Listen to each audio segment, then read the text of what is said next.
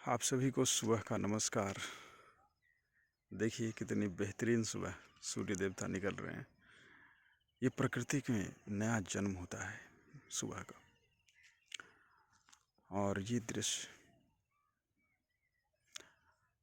प्रकृति में बहुत खूबसूरत दृश्यों में से एक होता है। सूरज जो है वो जीवन को उजाला देता है, प्रकृति में जीवन फूंकता है। अगर सूर्य उदय ना हो तो फिर जीवन चल नहीं पाएगा, जीवन जल नहीं पाएगा। तो जीवन का स्रोत ही है जो सूर्य है। इसलिए सूर्य को देवता की उपाधि मिली है और हम सब इसकी पूजा भी करते हैं। और आज मैं काफ़ी पहले आ गया था। सूर्य देवता अभी उदय हुए हैं। आज मैं सूर्य देवता से बहुत पहले आ गया था। तो चैलेंज कंपटीशन चलता है हमारा इनका कि भाई कौन पहले आता है। तो मैं आज 2 घंटे पहले आ गया था, अब जाके ये निकले हैं। तो कोई बात नहीं, अब आए हैं तो इनसे मिल ही लेते हैं। तो आज आपसे कुछ बातचीत भी करनी है किसी विषय पे। तो डिमांड आ रहा था बहुत सारे लोगों को कि आप रिश्तों पे बात करिए। रिश्ते, जीवन में रिश्तों का होना बहुत ही ज़रूरी है और बिना रिश्तों के जीवन हो ही नहीं सकता। तो रिश्ते का क्या महत्व है हमारी ज़िंदगी में, और रिश्ते क्यों होने चाहिए, और रिश्ते ना होने के क्या नुकसान है और होने के क्या फ़ायदे हैं, और अगर है रिश्ते है तो रिश्ते कैसे होने चाहिए, ये सारी बातें हम डिस्कस करेंगे। दोस्तों, रिश्ते हमारे जन्म से ही शुरू हो जाते हैं। जब हम पैदा होते हैं तो हमारे पास एक अच्छी खासी टीम होती है जिनके बीच हम आंखें खोलते हैं। वही तो रिश्ते हैं। कुछ रिश्ते जन्म से जुड़े होते हैं, कुछ रिश्ते बीच रास्तों में मिलते हैं, कुछ रिश्ते स्कूल में मिलते हैं, कुछ रिश्ते सोसाइटी में मिलते हैं। ऐसे रिश्ते होते हैं, ज़िंदगी ऐसे चलती है। इस ज़िंदगी में देखिए पक्षी जा रहे हैं, देख सकते हैं आप। ये मुझे बहुत बढ़िया लगता है। सूरज के बगल से जब ये गुजरते हैं ना, तो एक अलग ही आनंद दे जाते हैं। कहने का मतलब है कि आनंद में मैं कभी पीछे नहीं रहता। जहाँ से मिलता है मैं ले लेता हूँ, क्योंकि मुझे देना भी तो है लोगों को। लोग परेशान हैं, लोग दुखी हैं, लोगों को खुशी में दे देता हूँ। अगर मेरे बगल से जो गुजर जाए तो उनको कुछ तो कुछ मिलना चाहिए ना। देना मेरा स्वभाव रहा है। मैं किसी से बहुत जल्दी कुछ मांग नहीं सकता, मांग नहीं पाता। कुछ भी चीज़ें अगर मेरे पास है तो मैं दे ही देता हूँ, चलो ले लो। क्योंकि मैं लेता हूँ प्रकृति से, मैं लोगों से कम ही लेता हूँ। जो भी मुझे लेना होता है मेरा सोर्स आउट ऑफ है। तो रिश्तों में मैं बात कर रहा था कि रिश्ते कैसे होने चाहिए और रिश्तों को कैसे मैनेज करना चाहिए। देखिए, कुछ रिश्ते तो आपको बहुत ज़्यादा मैनेज करने की ज़रूरत नहीं है, स्वाभाविक हो जाते हैं। अब माँ बाप का रिश्ता है तो उसमें बहुत ज़्यादा आपको कॉन्फ्लिक्ट की ज़रूरत नहीं पड़ेगी। ऑलमोस्ट 90% लोगों में आसानी से ये रिलेशनशिप कट जाता है, चल जाता है। लेकिन जो नए रिश्ते बनते हैं, अब मैं ये अलग अलग रिश्तों के बारे में आपको बताऊंगा कि हमारा माँ से कैसा रिश्ता होना चाहिए, हमारा पिता से कैसा रिश्ता होना चाहिए, हमारे भाई से कैसे होने चाहिए, हमारे सोसाइटी से कैसे होनी चाहिए। तो बहुत बड़ा बातें हो जाएगी, फिर मुद्दे की बात मैं कर नहीं पाऊँगा। खैर उसमें भी बात करेंगे कभी, क्योंकि ये सब चलता रहता है। जब भी मौका मिलता है मैं आप लोगों से बात करता हूँ, और यही वक्त होता है सुबह का जिसमें बातें होती है। तो रिश्ते में सबसे पहला होता है अंडरस्टैंडिंग। अगर समझते हैं, आप किसी को समझ पाते हैं और उसके अकॉर्डिंग अगर आप काम कर पाते हैं, उसके अकॉर्डिंग चल पाते हैं, तो रिश्ते आपके अच्छे चलेंगे। लेकिन जब हम किसी को समझ ही नहीं पाएंगे, तो हम जब सामने वाले को समझ नहीं पाएंगे तो हम काम भी वैसे ही करेंगे बिना समझे हुए। तो यहाँ पे कॉन्फ्लिक्ट पैदा होता है। तो सामने वाले को समझे कैसे? तो एक ही उपाय है, वक्त दें, ज़्यादा से ज़्यादा टाइम बिताएं, बातचीत करें।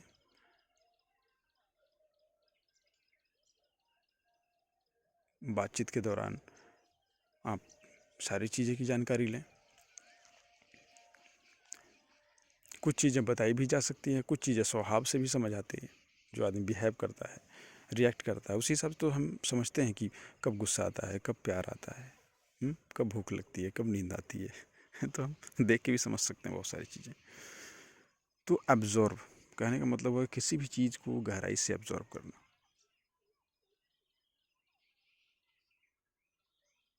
खुद को भी और दूसरों को भी। जितना ज़्यादा हमारा ऑब्जर्वेशन पावर अच्छा होगा, उतना ज़्यादा हम रिलेशन को अच्छा बना पाएंगे। हर रिश्तों में ये बात है, चाहे वो किसी भी रिश्ते में। माँ जो होती है सबसे अच्छा हमारा रिलेशनशिप उसका उनसे क्यों होता है? क्योंकि वो हमें एब्जॉर्व करती है, बचपन से एब्जॉर्व करती है और इजीली हमारा सॉल्यूशन कर देती है कि इसे कब क्या चाहिए, ये क्या किस मोमेंट में कैसे रिएक्ट करेगा, तो वो मैनेज कर लेती है। तो हर रिश्ते में मदर्स फीलिंग्स चाहिए,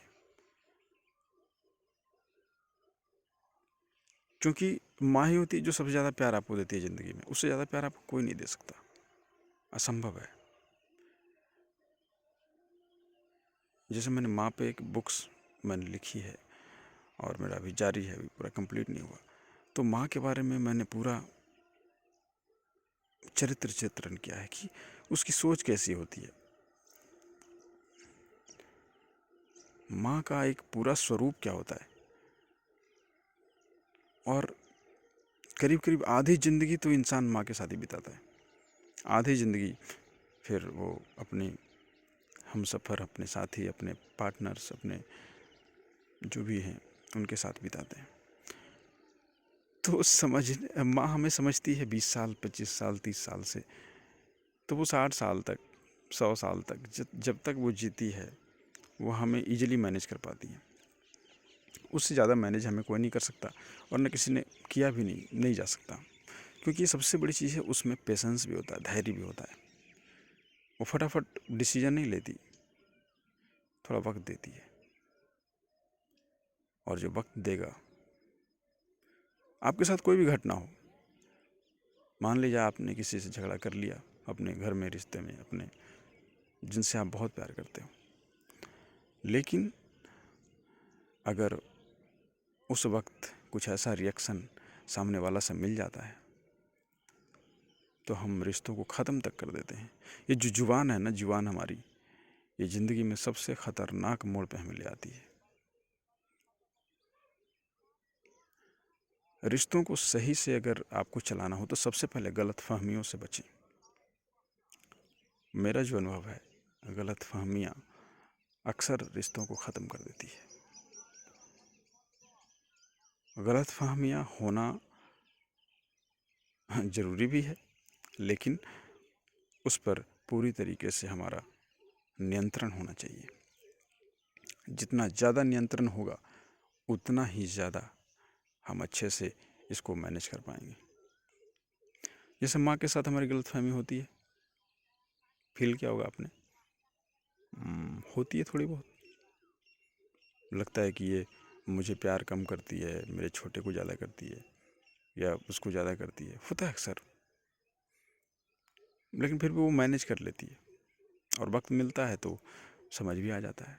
वक्त देना ज़रूरी है। रिश्तों को पहले वक्त की ज़रूरत होती है, क्योंकि जितना वक्त आप देंगे, उतनी ज़्यादा सच्चाई आपके सामने आएगी। गलत लोग होंगे या सही लोग होंगे तो भी, और थोड़ा चलते हैं क्योंकि मैं स्टैंड करता हुआ मैं ज़्यादा बोल नहीं पाता, थोड़ा सा घूमना फिरना अच्छा है चलते हुए। तो वक्त दीजिए रिश्तों को। जितना आप इन्वेस्टमेंट करेंगे रिश्तों पे, यानी रिश्ते को इन्वेस्टमेंट समय ही होता है, टाइम होता है। टाइम आप नहीं देंगे तो आपका रिश्ता नहीं बन पाएगा, नहीं चल पाएगा सही से। और रिश्तों के लिए एक ही, अच्छे और सच्चे रिश्ते मुश्किल से मिलते हैं, लेकिन अगर मिल जाते हैं तो ज़िंदगी स्वर्ग बन जाती है, और अगर नहीं मिलते हैं तो नर्क बन जाती है। मैंने अपनी ज़िंदगी में कई लोगों को उजड़ते हुए देखा है और कई लोगों को बसते हुए देखा है। जब उनकी ज़िंदगी को मैंने सर्वेक्षण किया तो पता चला कि ये लोग जिन्होंने एक्शन रिएक्शन में ज़्यादा विश्वास करते हैं, रिएक्ट बहुत जल्दी करते हैं, बिना समझे सोचे कुछ भी बोल देते हैं, उनके रिश्ते बहुत ज़्यादा नहीं चल पाते। लेकिन जो लोग थोड़ा वक्त दे देते हैं तो ऐसे लोग ईजिली उस सिचुएशन को पार कर जाते हैं। तो वक्त देना सीखिए, और उस वक्त में मिठास अपने आप घोलते जाइए, ज़िंदगी मधुर हो जाएगी। और रिश्तों का एहसास बहुत बड़ा होता है। रिश्ते आपके बैंक बैलेंस की तरह हैं, जो समय आने पर आपकी हर संभव मदद करते हैं, है ना। अच्छी परिस्थिति में, बुरी परिस्थिति में, अच्छी परिस्थिति में आप उनके साथ आनंद मनाओगे, और बुरी परिस्थिति में आपको मदद मिलेगी, आपको सहारा मिलेगा। अब जिनके पास कोई नहीं होता, मैं बहुत ही इमोशनल व्यक्ति भी रहा हूँ, मैं कभी भी किसी का दर्द मुझसे देखा नहीं जाता। मैं अक्सर लोगों को देखता हूँ, ऐसे बच्चों को देखता हूँ जिनके आगे पीछे कोई नहीं होता, तो मैं उनकी आंखों में देखता हूँ, उनकी आंखों में जीवन तो होता है लेकिन रोशनी नहीं होती। उनके माँ बाप नहीं होते, उनकी परिवार नहीं होता, उनका जीवन एक बंजर जंगलों की तरह होता है, जहाँ पे सिर्फ कांटे ही कांटे हैं। उन्हें कोई प्यार नहीं करता, उन्हें सब दुत्कारते हैं।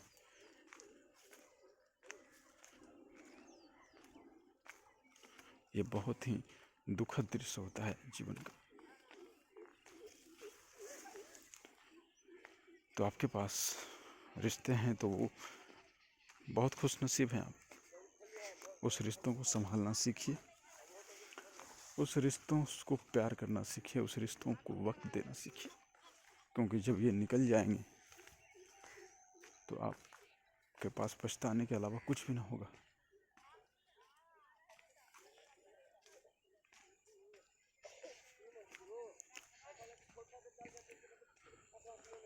तो बहुत ज़रूरी है रिश्तों को संभालना, क्योंकि जब घर में आग लग जाती है तो रिश्तेदार ही काम आते हैं। भले हो सकता है कि किसी से आपकी ना बनती हो, लेकिन फिर भी रिश्तों को संभालना बहुत ज़रूरी है।